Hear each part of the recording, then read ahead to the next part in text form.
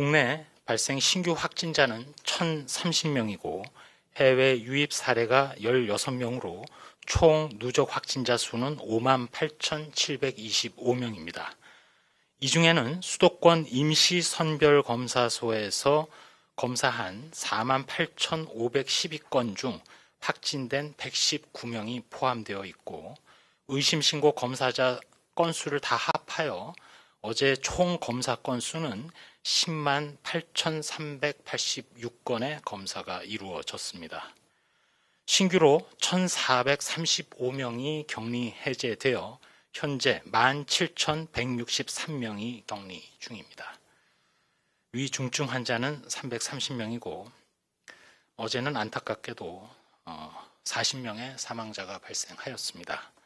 희생자분들의 명복을 빌면서 유가족분들에게 심심한 위로의 말씀을 올립니다. 12월 29일 0시 기준으로 국내 주요 발생 현황을 주요 시설별로 말씀드리겠습니다. 먼저 서울 송파구 교정시설과 관련하여 추적검사 중 233명이 추가됨으로써 현재까지 총 762명의 누적 확진자가 발생하였습니다. 다음으로는 종교시설입니다. 인천광역시 부평구 종교시설 관련하여 총 19명의 누적 확진자가 발견되었고 강원도 춘천시 종교시설에서 8명, 그리고 충청북도 청주시 목회자 모임 등에서 누적 확진자가 14명 발견되었습니다.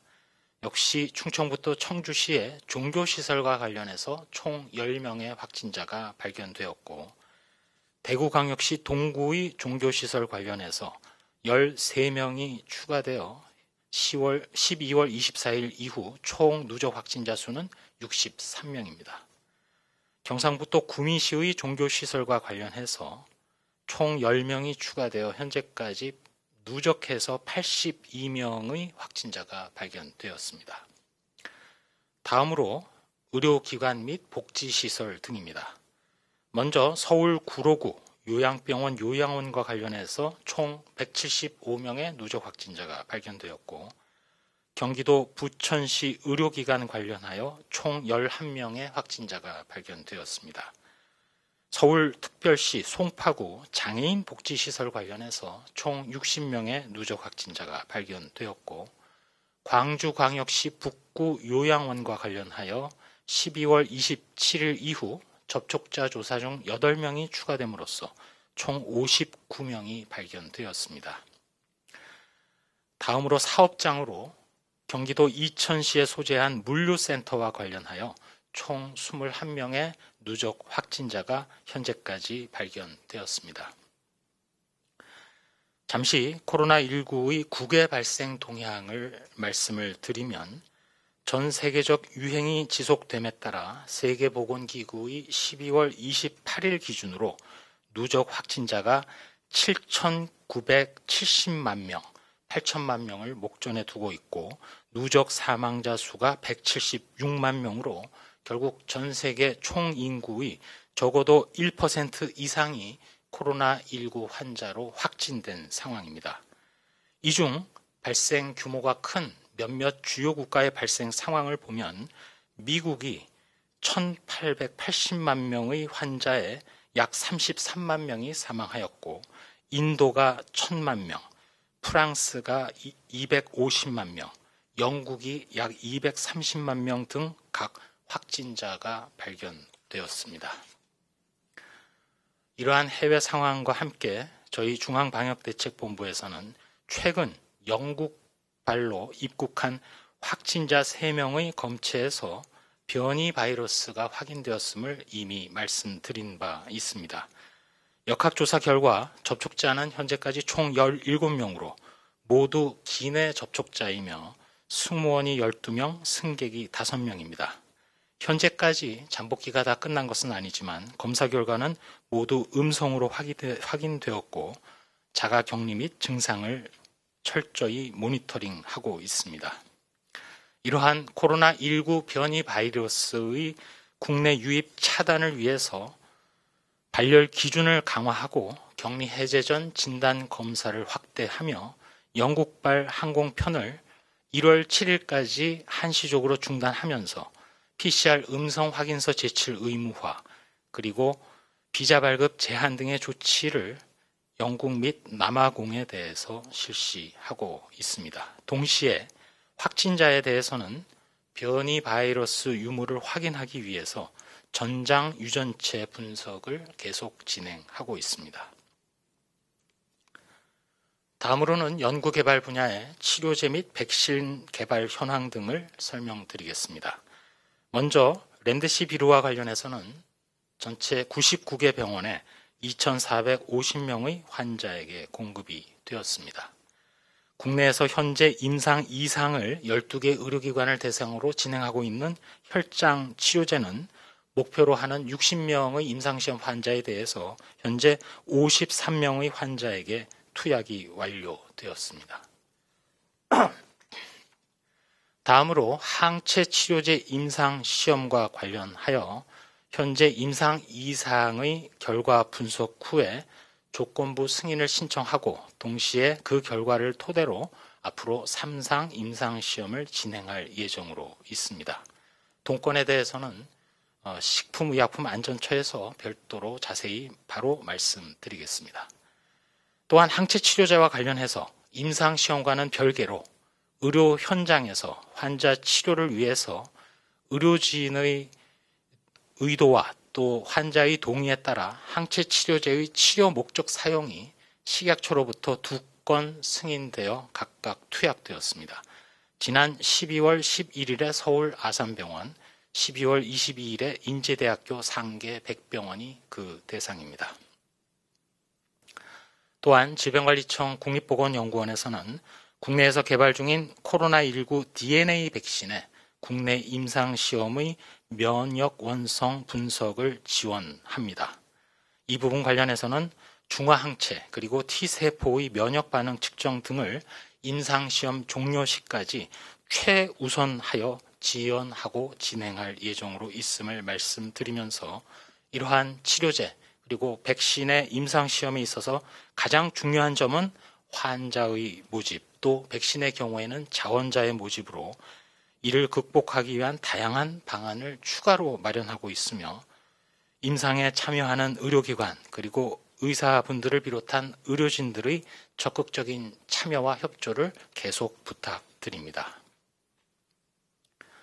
최근 집단 감염 사례는 몇 주간 지속된 대로 주로 종교시설, 의료기관과 요양시설, 사업장에서 주로 발생하였습니다. 가장 빈도가 높기는 종교시설로서 거듭 부탁드리되 모든 종교활동은 비대면 비접촉이고 식사, 소모임 등은 취소해 주시기 바랍니다. 의료기관과 요양시설 내에서도 감염관리를 철저히 해주시고 방역수칙을 준수해 주시기 바랍니다. 또 사업장, 직장 내에서 마스크 착용, 비대면 회의 진행, 공용 공간에 대해서 환기 및 소독을 철저히 실시하고 회식과 소모임 취소, 가장 중요하게는 유증상자를 업무에서 바로 배제하고 신속하게 검사를 받도록 해 주시기 바랍니다.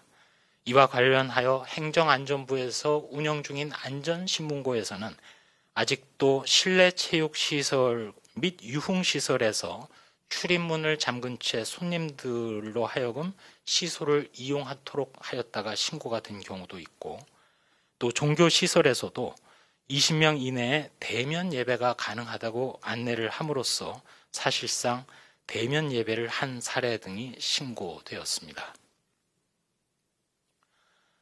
중앙방역대책본부에서는 연말 연휴를 맞아 다시 한번 국민 여러분들께 부탁드리는 3가지 수칙을 강조드립니다. 첫 번째로 모든 사적인 모임은 취소해 주시고 집에 안전하게 머물러 주십시오. 앞서 말씀드린 대로 거듭 종교활동 그리고 모임 행사는 비대면 비접촉으로 진행해 주시기 바랍니다. 두 번째로 장소와 상황을 불문하고 실내 및 2m 이상 거리 유지가 어려운 실외에서는 마스크를 잊지 말고 항상 마스크를 착용해 주십시오. 추가해서 마스크를 벗어야 하는 식사, 음주, 흡연과 같은 상황은 피해 주시기 바랍니다. 마지막 3번째로 발열, 호흡기 증상 등 의심 증상이 있을 때에는 신속하게 선별진료소, 임시선별검사소 등을 방문하여 검사를 받아주실 것을 당부드립니다. 끝으로 의료기관에 부탁을 추가로 드린다면 코로나 의심 환자 또는 호흡기 증상 환자가 내원할 경우 검사 의뢰서를 적극 발급하여 현재 코로나19 외에 호흡기 유행이 특별히 다른 감염병이 없는 관계로 코로나19를 가장 먼저 의심해 주시고 의심 환자가 선별진료소에서 별도의 문진 절차 없이 신속하게 검사를 받을 수 있도록 적극 협조해 주시기 바랍니다. 한 말씀 올리도록 하겠습니다. 국내 신규 확진자 발생 규모가 다시 4자릿수입니다. 금일 사망자 규모가 40명으로 코로나19 발생 이후 가장 큰 규모입니다. 특별히 이번 12월 한 달 동안 발생한 사망자 분들이 많습니다. 유행 규모가 커지면 감염이 취약시설인 요양병원, 요양시설 등으로 이어져서 거동이 어려운 고령자분들의 인명피해가 시차를 두고 조금은 늦게 나타나고 있습니다. 방역당국의 실무자로서 면목 없고 깊은 사과를 드립니다. 전 세계가 여전히 매일 40만 명 이상 신규 환자가 발생하는 코로나 유행 속에 갇혀 있습니다. 비록 우리나라는 상대적으로 나은 상황이라 하더라도 거리 두기의 그 어려움, 또 방역 수칙 준수를 위한 인내, 모든 국민들의 참여와 협조를 생각한다면 하루라도 빨리 상황이 호전되도록 연말연시 방역 대응에 더욱더 집중하겠습니다. 현재의 발생 상황은 부정적 요소가 더 많습니다. 일단 검사 양성률, 조사 중 비율이 높은 점은 여전히 일상 감염의 위험이 높다는 것을 의미합니다. 무엇보다도 최근에 영국과 남아프리카 공화국에서 등장한 변이야말로 언젠가는 전 세계적인 유행을 주도할 것이기에 전체적으로 코로나19 대응은 갈수록 어려워진 것이 사실입니다. 그렇지만 긍정적인 요소도 있습니다. 먼저 의료계의 적극적인 협조로 의료 대응 체계가 건재합니다. 연구 개발 분야의 종사자들의 끊임없는 노력으로 국산 치료제도 가시권에 있습니다.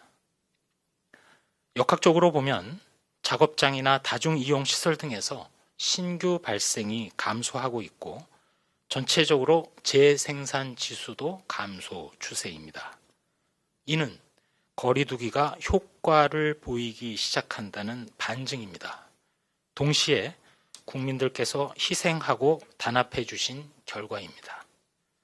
앞으로 동절기 한파로 인해서 외출을 자제해야 될 환경이고 동시에 학교 방학 등을 거리두기 동력으로 이어가면서 검사와 추적 역학 조사를 통한 방역을 강화하고 그리고 내년 2월경부터 순차적으로 시작될 코로나19 백신 접종 또한 그 이전에 가용하리라고 생각되는 충분한 국산 치료제 등을 통해서 코로나19 감염 억제의 선순환 고리가 만들어지면 앞으로 시간이 갈수록 코로나 상황은 호전되리라고 믿고 있습니다.